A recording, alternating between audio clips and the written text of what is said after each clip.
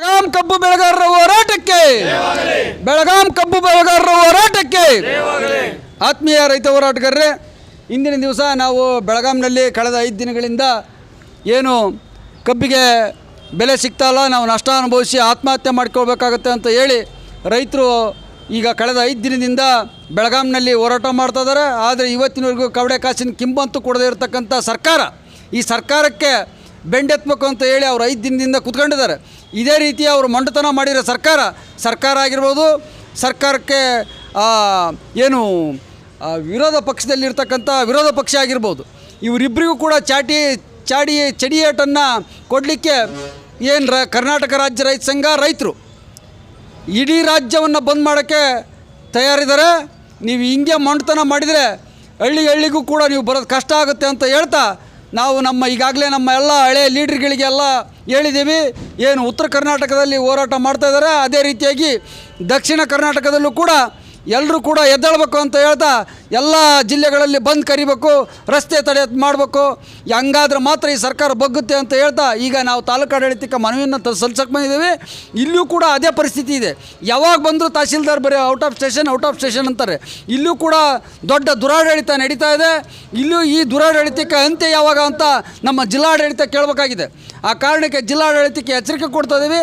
ನಿಮ್ಮ ತಾಲೂಕು ಆಡಳಿತ ಸರಿಯಾಗಿ ಕಾರ್ಯನಿರ್ವಹಿಸಬೇಕು, ಇಲ್ಲ ಅಂದರೆ ತಾಲೂಕು ಆಡಳಿತನೂ ಕೂಡ ಬೀಗ ಹಾಕುವಂಥ ಕಾರ್ಯವನ್ನು ಮಾಡಬೇಕಾಗತ್ತೆ ರೈತ ಸಂಘ ಅಂತ ಹೇಳ್ತಾ ಮನವಿಯನ್ನು ಕೊಡ್ತೀವಿ. ರೈತ ಹೋರಾಟಕ್ಕೆ, ರೈತ ಚಳವಳಿಗೆ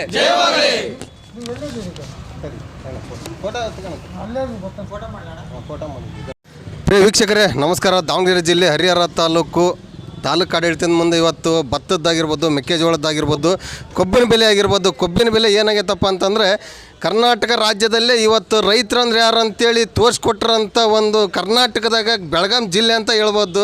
ಯಾಕಂತಂದ್ರೆ ಬರೀ ಒಂದು ಕರಿಗೆ 20-25 ಸಾವಿರ ಜನ 5 ದಿವಸದಿಂದ ಕುತ್ಕೊಂಡಿದ್ದಾರೆ. ಮಹಾರಾಷ್ಟ್ರ ಅಲ್ಲಿಂದ ಕೇವಲ 26 ಕಿಲೋಮೀಟ್ರ್ ಮಹಾರಾಷ್ಟ್ರದಾಗ 3700 ರೂಪಾಯಿ ಕೊಬ್ಬು ಐತಿ. ಆದರೆ ಅಲ್ಲಿ ಬೆಳೆಗಾರರಿಗೆ ಕೇವಲ ಇವತ್ತಿನವರೆಗೂ 2500 ರೂಪಾಯಿ ಮೇಲೆ ಒಂದು ನಯ ಪೈಸೆನ ಕೊಟ್ಟಲ್ಲ ಅಂತೇಳಿ ಒಂದು ಭಾಳ ಬೀರಪ್ಪ ದಿನೇಶ್ನವ್ರು ಅಂತೇಳಿ ನಮ್ಮ ರಾಜ್ಯಾಧ್ಯಕ್ಷರು ಕೂಡ ಭಾಳ ಜನ ಒಂದು ಬೆಂಬಲದಿಂದ ಹೋರಾಟ ಮಾಡ್ತಿದ್ದಾರೆ. ಅವರಿಗೆ ಬೆಂಬಲ ಬೆಲೆ 3500 ರೂಪಾಯಿ ಆಗಲೇಬೇಕಂತ ಕೇಳ್ಕೊಂತ ಇನ್ನೊಂದೇನಪ್ಪ ಅಂತಂದರೆ ಮೆಕ್ಕೆಜೋಳ ನಮ್ಮ ಪರಿಸ್ಥಿತಿ ಏನಾಗೈತಪ್ಪ ಅಂತಂದರೆ ಎಕರೆಗೆ ಒಂದು 7ರಿಂದ 8 ಕ್ವಿಂಟಲ್ ಮೆಕ್ಕೆಜೋಳ ಬರೋಲ್ಲ. ಇವತ್ತು 1600ರಿಂದ 1700 ರೂಪಾಯಿ ಮೆಕ್ಕೆಜೋಳ ಕೇಳ್ತಾ ಇದ್ದಾರೆ. ಆದರೂ ಮಾಡಿದ ಖರ್ಚಿಗೆ ಕೂಡ ಆಗ್ತಾಯಿಲ್ಲ. ನಾವು ಜಿಲ್ಲಾಧಿಕಾರಿಗಳಿಗೂ ಮನವಿಯನ್ನು ಕೊಟ್ಟಿದ್ದೀವಿ, ಎಲ್ಲ ಥರದ್ದು ಮಾಡಿದ್ದೀವಿ. ಕೊಯ್ಲು ಎಲ್ಲ ಮುಗಿತಾ ಬಂದೈತಿ. ನಮ್ಮ ರೈತರಿಗೆ ಹೊಡೆಸ್ತಿದ್ದಾರೆ. 1600 ರೂಪಾಯಿಗೆ ಬರೀ ಕೇಳ್ತಾರೆ ಜೋಳ, ಬರೀ 1600 ರೂಪಾಯಿಗೆ ಯಾವುದೂ ಕೂಡ ಕಡಿಮೆ ಇಲ್ಲ. ಯಾಕಪ್ಪ ಅಂತಂದ್ರೆ ಗೊಬ್ಬರ, ಬೀಜ, ಕೂಲಿಯರ್ದು ಎಲ್ಲ ಥರದಿಂದ ಭಗವಂತ ಮಳೆನೂ ಕೊಟ್ಟ, ಭೂಮಿ ತಾಯಿ ಬೆಳೆನೂ ಬೆಳಿತಾಳೆ. ಆದರೆ ಇಲ್ಲಿ ಏನಾಗೈತಪ್ಪ ಅಂತಂದ್ರೆ ನಮಗೆ ಸರ್ಕಾರದಿಂದ ಕಿಂಚೊತ್ತು ಕೂಡ ನಯ ಪೈಸೆ ಇಲ್ದಂಗೆ ಆಗೈತಿ. ದಯವಿಟ್ಟು ಮೆಕ್ಕೆಜೋಳನ 2750 ರೂಪಾಯಿ ಮಾಡಲೇಬೇಕು. ಯಾಕಂತಂದ್ರೆ ಇಲ್ಲಿ ನಮ್ಮ ರೈತರು ಹಗಲು ರಾತ್ರಿ ಪರಿಶ್ರಮ ಪಟ್ಟು ಒಂದು ಬೆಳೆದಂಥ ಬೆಳೆಗೆ ಬೆಲೆ ಕೊಡ್ಬೇಕಂತೇಳಿ ಭತ್ತ ಆಗಿರ್ಬೋದು, ರಾಗಿ ಆಗಿರ್ಬೋದು, ಜೋಳ ಆಗಿರ್ಬೋದು ಎಲ್ಲದಕ್ಕೂ ಒಂದು ಬೆಂಬಲ ಬೆಲೆ ಅಂತ ಮಾಡ್ಬೇಕಂತೇಳಿ ನಮ್ಮ ರೈತ ಸಂಘದ ಪರವಾಗಿ ಎಲ್ಲರಿಗೆ ಕೇಳ್ಕೊಂತೀವಿ. ನಮಸ್ಕಾರ. ಜಯವಾಗಲಿ ರೈತ ಹೋರಾಟಕ್ಕೆ ಜಯವಾಗಲಿ. ಸರ್